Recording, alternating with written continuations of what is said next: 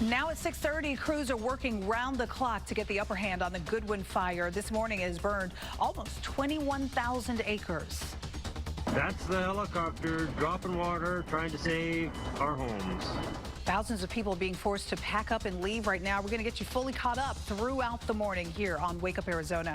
We've got team coverage for you. Ian is keeping an eye on today's weather that could obviously impact the fire. Heidi is looking for road closures in the area. But first, let's get to Preston, who is live near the evacuation shelter in Dewey with the latest information. It is now 6:30 on this Thursday morning. Well, yet as the time goes by, the temperatures increase. It's now about 62 degrees out here. It's about 51 we got out here this morning. It's finally able to shed the gloves, shed the jacket. Don't need that anymore. But as the temperatures increase, the humidity also decreases. Now it's about 27% out here. The fire at 21,000 acres, only 1% contained.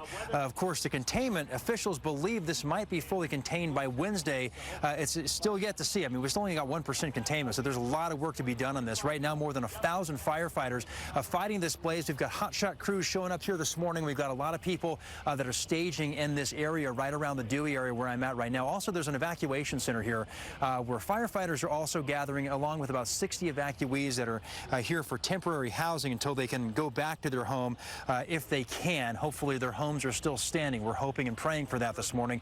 I want to give you a quick look at some of the brush that's burning. This is all that chaparral and that dense brush we talk about when the fuel burns across the mountainside. It's covered in this all for miles as far as you can see. This is what's really sparking and keeping that fire strong out there. But another big issue out there right now is the spotting. We talked about this earlier, where the embers, fly from a fire to an area where there is no fire and then sparks another fire. Ian was also talking about this yesterday.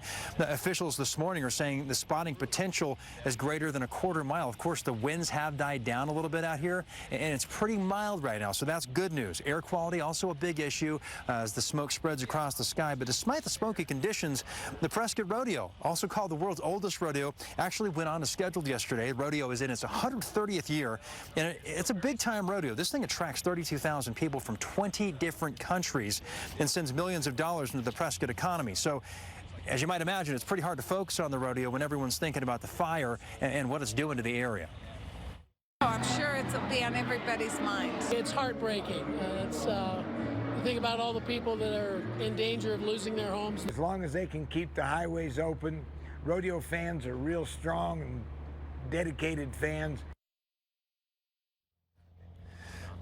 Now, rodeo officials tell us they're not offering refunds or exchanges for evacuees who can't make it because of the fire through the 4th of July. Of course, they need to make that money. Meantime, tonight at 6 p.m., there will be a community meeting for residents affected by the Goodwin Fire. That's happening at Life Point Church in Prescott Valley off Highway 69. Also at 8 o'clock this morning, we're going to carry this live. Fire officials will be holding a news conference at Incident Command. We will carry that live. And back to the firefight. The low humidity that's continuing this morning, that's actually starting to decrease as the temperatures rise. All this dry brush that's creating all that fuel for the fire. This fire is a tough one. The terrain is killer out there. Very hard to fight this thing. Let's get over to Ian. And Ian, you're tracking these weather conditions all morning. We're talking about the humidity. We're talking about the temperatures rising. What are you seeing out there? Any kind of relief for these guys at all? I think what's going to help today, Preston, will be the wind. You talked about that rough terrain. When this thing really got going, it was southwest of Mare, and in the past 24 hours, I want to highlight where there's been some burning. To the north and the west of the fire, and then when it did jump Highway 69, we did have some burning to the north and east of Mare, but boy, they did a great job building lines north of Mare and south of Dewey-Humboldt to try to protect those communities. I think there's going to be a lot of work on this side today, and then continued work establishing lines here. Those hand crews are going to be getting in there, drawing those lines with their Pulaski tools, a little hatchet looking thing, and southwest winds. That's going to be the main threat for today. Temperatures 85 to 95 degrees, and then we'll see winds in the 10 to 15 mile per hour range, which is better than the 15 to 30 mile per hour range that we saw yesterday, Heidi. All right, Ian, thank you. And those winds, the fact that it crossed the 69, part of the reason the 69 remains closed this morning and is expected to remain closed at least throughout the weekend. No estimate on when this will reopen. It is closed from Cordes Junction on the I-17 all the way up to the 169 at Dewey. The 69, a very popular way to get into the Dewey, Humboldt, Mare, Prescott Valley area for Phoenix residents.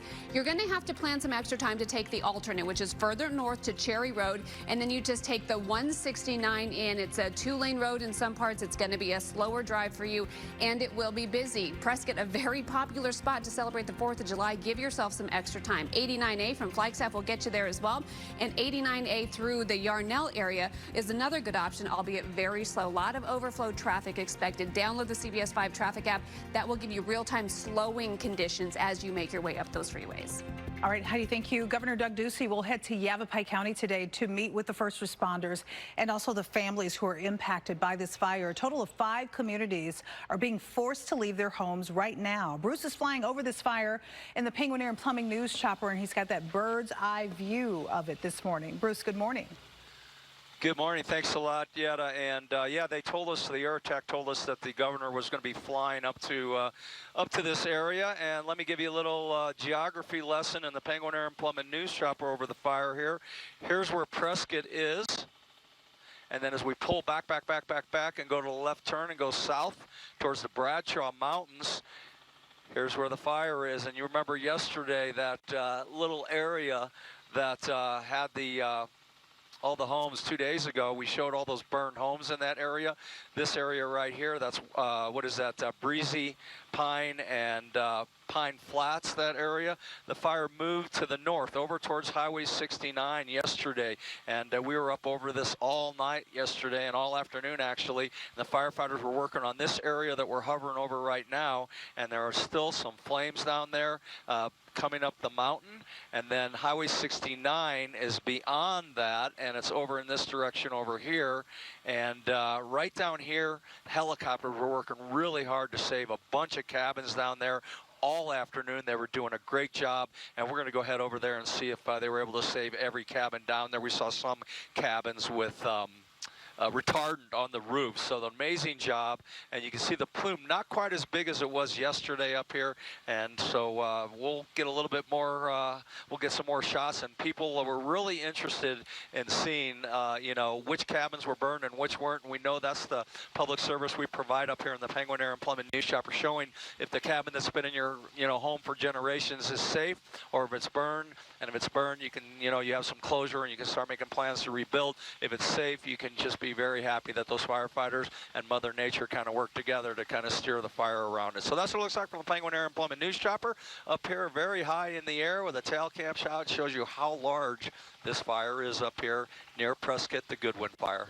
All right, Bruce, thank you for that. And we often stream Bruce's shots for you on our website, azfamily.com, and on our Facebook page if you're interested in keeping an eye over those cabins. Not every cabin made it in this fire. This is video that Bruce took from the Penguin Air and Plumbing News Chopper, and this shows a cabin that did not make it, just absolutely burnt to the ground there. Right now, officials, again, they don't know how many buildings have been damaged or destroyed in this fire because it's still too dangerous, too hot to go back in and take a look. That'll happen a few days from now, possibly sooner. Some folks, though, were lucky. Defensible space makes a huge difference, and so does the help of some slurry. This property was spared. Look at around it. Everything was burned around this home. They did get some help from firefighters. Again, you can see that red slurry there on the ground. You can get updates from the Goodwin Fire and all of the fires burning across the state right now. You can get that on our free AZ Family mobile app. You can also go to our website, azfamily.com/wildfire.